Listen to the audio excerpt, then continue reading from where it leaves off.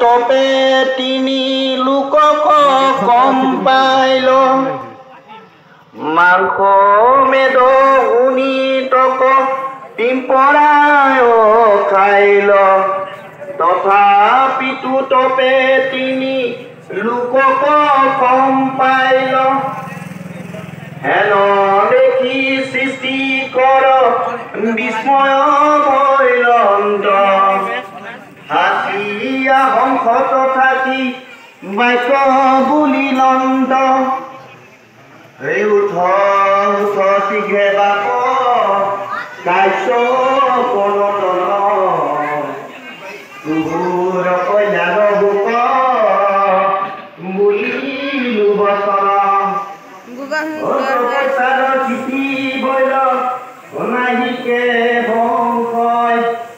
মৰদাত মই আছিল পাইলো ভূমিশয় বাঞ্চিত বৰতলৈও তুমি মহাবীৰ